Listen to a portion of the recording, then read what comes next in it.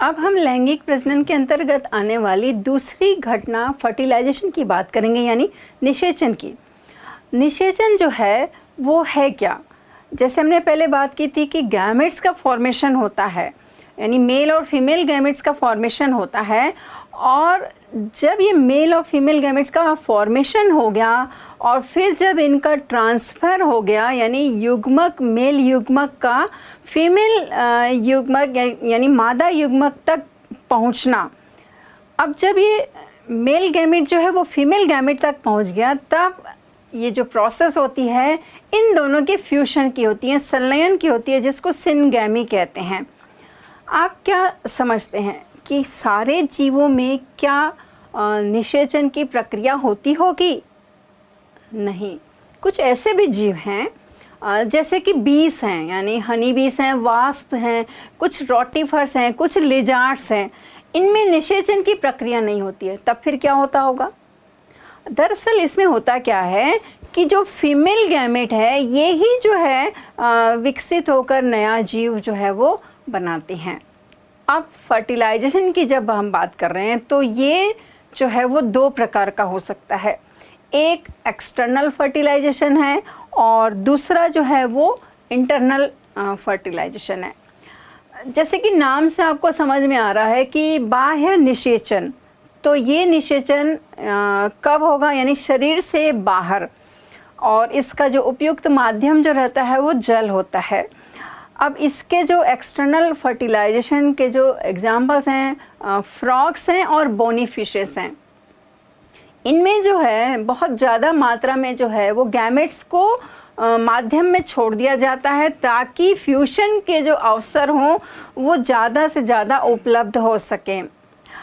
और फिर आप जैसे ये पिक्चर में देख रहे हैं, ये बहुत ज़्यादा मात्रा में जो है वो गैमेट्स को रिलीज़ करते हैं, तो डेफिनेटली जो फ्यूशन भी हो सकता है वो ज़्यादा हो, यानी कि संतति जो है वो ज़्यादा मात्रा में बन जाए, लेकिन इनके वयस्क होने तक जो है इनकी उत्तरजीविता यानी सर्वाइवलिटी पर जो है वो खतरा रहता है, क्योंकि जो बड़े जीव हैं हो सकता है वो उनको खा लें या ख़त्म हो जाएं, किसी भी तरीके से ये नष्ट भी हो सकते हैं। तो ये बहुत ज़्यादा मात्रा में रिलीज़ किए जाते हैं ताकि ये अपनी प्रजाति को जो है उसकी निरंतरता को जो है वो बनाए रखें। तो एक्सटर्नल फर्टिलाइजेशन जो है हम एक एग्जाम्पल फ़िश के ज़रिए देखते हैं। ये फ़िश में आप जैसे देख रहे हैं कि जो फीमेल फ़िश है उसके ज़रिए पहले एग्स रिलीज़ किए जाते हैं पानी में, और फिर जो है मेल फिशेस के ज़रिए जो है स्पर्मेटोजोआ उसके ऊपर रिलीज़ किए जाते हैं। अब ये दोनों जो गैमेट्स मिल गए, अब इनका जो है फ्यूशन होता है, यानी फर्टिलाइजेशन की जो है वो प्रोसेस होती है। दूसरा जो है इंटरनल फर्टिलाइजेशन है, यानी आंतरिक निषेचन जो है, जैसे आप इसको भी नाम से समझ रहे हैं, तो जीव के शरीर के अंदर जब ये निषेचन होगा यानी फ्यूशन होगा उसको आंतरिक निषेचन कहेंगे। और ये प्रायः उच्चतर प्राणियों में मिलता है, जैसे स्थलीय जीव हैं, आप हमारे आसपास जैसे कैट्स, डॉग्स, काउज ये सब देखते हैं, इनमें इंटरनल फर्टिलाइजेशन होता है। कुछ जलीय प्राणी भी हैं, जैसे ये शार्क है, ऑक्टोपस है, इनमें इंटरनल फर्टिलाइजेशन होता है। कुछ रेप्टाइल्स में सांप की बात करें तो इनमें भी इंटरनल फर्टिलाइजेशन होता है। और यदि प्लांट्स की बात करें तो ब्रायोफाइट्स हैं, टेरिडोफाइट्स हैं, जिम्नोस्पर्म है और एंजियोस्पर्म है, इनमें जो फर्टिलाइजेशन होगा वो आंतरिक होगा। अब ये आंतरिक जो है इसको भी एक एग्जाम्पल्स के ज़रिए देख सकते हैं। जैसे आप ये चित्र देख रहे हो तो इसमें जो है मेल गैमेट जो है वो फीमेल गैमेट तक जो है वो पहुंच गया। अब जहाँ वो स्टिग्मा पर वो पहुंचता है, चूँकि हमने पहले बात की थी कि स्टिग्मा में एक रासायनिक पदार्थ होता है, चिपचिपा पदार्थ होता है, वो पोलन ग्रेन जो है वहाँ पर चिपक जाता है। फिर जो है ये पोलन ग्रेन जो है वो एंटर करता है स्टिग्मा के बाद, जो उसकी जो दूसरा पार्ट है स्टाइल, यानी कार्पेल का जो दूसरा पार्ट स्टाइल है, वो स्टाइल में जो है वो स्टिग्मा पोलन ग्रेन जो है वो एंटर करता है, पोलन ट्यूब बनाता है, और फिर धीरे धीरे वो बढ़ते बढ़ते बढ़ते वो जहाँ एग है वहाँ तक वो पहुँचता है, और फिर एग सेल के साथ उसका जो है वो फ्यूशन होता है। तो इस तरीके से ये इंटरनल फर्टिलाइजेशन हुआ। तो चाहे एक्सटर्नल हो चाहे इंटरनल हो, गैमेट जो है, मेल गैमेट जो है वो फीमेल गैमेट तक पहुंचता है और फिर ये फ्यूशन की प्रक्रिया होती है। अब एक और घटना पोस्ट फर्टिलाइजेशन यानी कि निषेचन के बाद क्या होता है उसकी बात करते हैं। जैसे कि फर्टिलाइजेशन हो गया यानी फ्यूशन हो गया, फ्यूशन में जो है वो जायगोट का निर्माण होता है और जायगोट जो है वो डिप्लॉयड सेल होती है। वो डिप्लॉयड सेल किस तरीके से हुई, क्योंकि गैमेट्स जो है वो हैप्लॉयड होते हैं यानी n नंबर वाले गुणसूत्र होते हैं। हैप्लॉयड अगुणित, चूँकि 2 अगुणित गैमेट्स के ज़रिए जो है जो फ्यूशन हुआ और फिर जायगोट का निर्माण हुआ, तो वो जायगोट जो है वो डिप्लॉयड होता है। अब जिनमें बाह्य निषेचन होता है यानी कि शरीर से बाहर जो है जायगोट जो बनता है उसका विकास जो है वो बाह्य माध्यम में हो रहा है यानी जल में हो रहा है, और जो जिनमें इंटरनल फर्टिलाइजेशन होता है उसमें जायगोट का विकास जो है वो जीव के शरीर के अंदर हो रहा है। तो दोनों ही परिस्थितियों में जायगोट का जो विकास है वहाँ के आसपास के वातावरण पर डिपेंड करता है।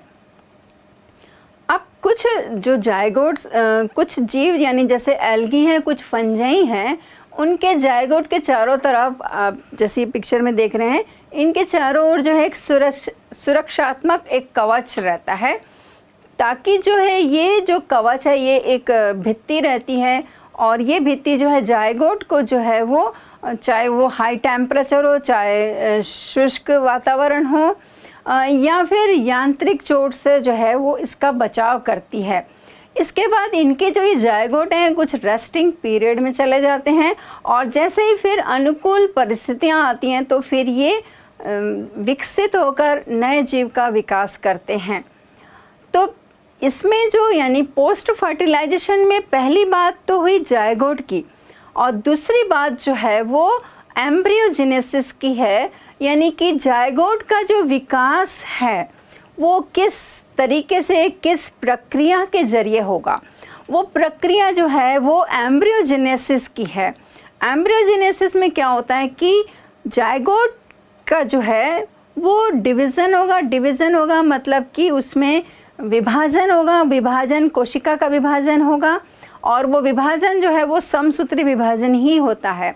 तो विभाजन के ज़रिए जो है वो जायगोट जो है वो भ्रूण में विकसित होता है और भ्रूण से फिर जीव बनता है और आगे का विकास होता है। तो एम्ब्रियोजेनेसिस में 2 बातें महत्वपूर्ण हैं। एक बात तो समसूत्री विभाजन होता है और दूसरी बात जो है वो कोशिकीय विभेदन होता है। अब समसूत्री विभाजन जो होता है जिसके ज़रिए जो है कोशिकाओं की जो संख्या में वृद्धि होती है, और कोशिकीय विभेदन क्या है कि पर्टिकुलर कोशिकाएं जो हैं वो विशेष संरचनात्मक और कार्यात्मक रूप में वो बदल जाती हैं, जिसके कारण जो है वो उस जीव का जो है विभेदीकरण होता है और उसके ज़रिए ही अंगों का, ऊतकों का और अंगों का निर्माण होता है। तो ये 2 प्रक्रियाओं के ज़रिए जो है वो भ्रूण का विकास होता है। अब इसको जो है एम्ब्रियोजेनेसिस को जो है हम एक एग्जाम्पल के ज़रिए देख सकते हैं। ह्यूमन बीइंग में किस तरीके से जायगोट जो है वो एक कोशिका है और एक कोशिका से कैसे बहुकोशिकीय जीव का निर्माण होता है। तो जैसे आप देख रहे हो जायगोट एक कोशिकीय है, इसमें समसूत्री विभाजन हुआ, 2 कोशिका बनती है, 2 के बाद फिर डिवीज़न होगा, 4 कोशिकाएं बनेगी, 8 कोशिकाएं बनेंगी, 16 कोशिकाएं बनेंगी, ऐसे करके इनमें विभाजन जो है वो लगातार होता जाता है। फिर एक स्टेज आती है कि कोशिकाओं का विभेदीकरण होता है, यानी कि कोशिकाएं विशेषीकृत होकर विशेष संरचना और कार्य में बदल जाती हैं ताकि उसके ज़रिए जो है ऊतकों और अंगों का निर्माण हो सके। आप जैसे देख रहे हो कि शुरुआत जो है वो एक कोशिका से ही हो रही है और फिर देख रहे हो कि किसी जीव के कैसे अंग जो हैं वो बनते जाते हैं। जैसे हमारे शरीर में है हार्ट है, ब्रेन है, लंग्स हैं, किडनी है और बहुत सारे टिश्यूज़ हैं। तो ये कैसे बनते होंगे? तो ये कोशिका का विभेदीकरण होता जाता है, जिसके कारण जो है पहले ऊतक बनते हैं और ऊतकों के ग्रुप से अंगों का निर्माण होता जाता है। तो ये महत्वपूर्ण बात है जो कि एम्ब्रियोजेनेसिस के प्रोसेस में होती है। अब जीव जो है वो दो प्रकार के बांटे गए हैं। एक है ओविपेरस होता है, यानी अंड प्रजनक होते हैं, यानी अंडे देने वाले ये जीव होते हैं। अब ये जीव जो हैं, चाहे वो निषेचित अंडा दें चाहे वो अनिषेचित अंडा दें, वो अंड प्रजनक कहलाते हैं। अब कुछ एग्जाम्पल जैसे फिशेस हैं या फ्रॉक्स हैं, वो अनिषेचित अंडे देते हैं।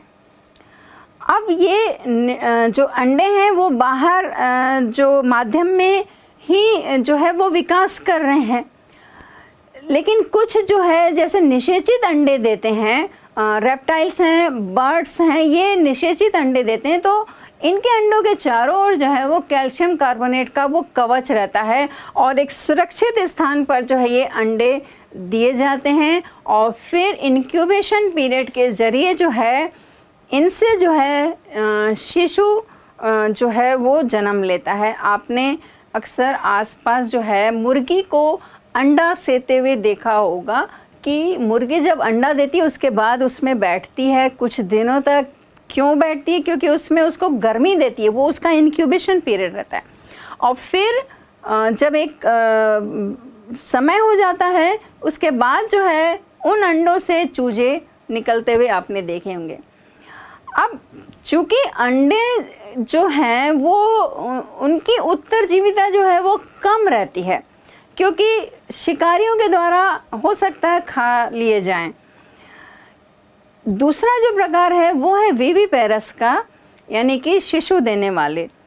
अब इनमें जो है जो मादा के शरीर के अंदर जो है जायगोट से भ्रूण का विकास होता है और भ्रूण से एक निश्चित अवधि में उसका विकास होते जाता है और फिर ये जो जीव हैं वो शिशु को जन्म देते हैं। शिशु को जन्म देते हैं एक निश्चित अवधि के बाद, और ये भी प्रसव प्रक्रिया के ज़रिए। तो ये भी जो पीरियड रहता है वो सब में अलग अलग होता है। अब हम प्लांट्स की बात करें तो प्लांट्स में भी क्या होता है, जायगोट में डिवीज़न के बाद जो है भ्रूण का निर्माण होता है और बीजांड के अंदर जो है बीज का निर्माण होता है। और इसके साथ ही लैंगिक जो है उसमें चेंजेस आने लग जाते हैं।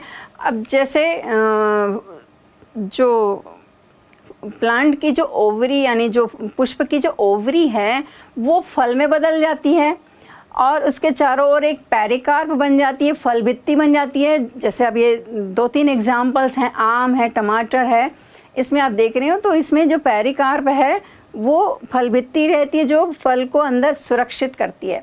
जब ये फल सूख जाता है तब इसके जो बीज हैं वो उचित माध्यम के जरिए विकृत होते हैं और फिर से ये जो बीज हैं वो नया पौधा में परिणित हो जाते हैं।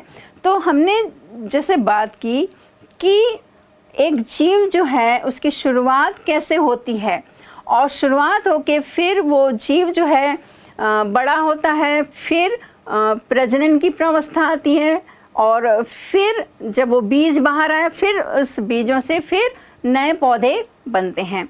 तो ये जो हमारा पार्ट था कि जीवों में जनन, और हमने कॉमन बात की कि किस तरीके से प्रजनन की प्रक्रिया जो है वो हो सकती है, उसमें कौन कौन सी घटनाएं होती हैं, कौन कौन सी प्रावस्थाएं होती हैं। और इसमें हमने बात की पहले वाले अध्याय में जैसे अलैंगिक प्रजनन की बात की और फिर हमने लैंगिक प्रजनन की बात की। तो इसमें से रिलेटेड कुछ क्वेश्चंस जो हैं, जैसे अभी हमने बात की ना ओविपेरस और विविपेरस की, इस तरीके के भी क्वेश्चंस आते हैं। गैमेटोजेनेसिस प्रोसेस क्या है उससे रिलेटेड भी क्वेश्चंस आते हैं। तो ये जो चैप्टर है, चाहे अलैंगिक प्रजनन वाला हो चाहे लैंगिक प्रजनन को, इसको यदि हम इसके क्योंकि एग्जाम्पल्स बहुत ज़्यादा रहते हैं तो उसको बार बार हम देखेंगे, रिपीट करेंगे तो हम इसके जो है क्वेश्चन को अच्छे से परफॉर्म कर पाएंगे।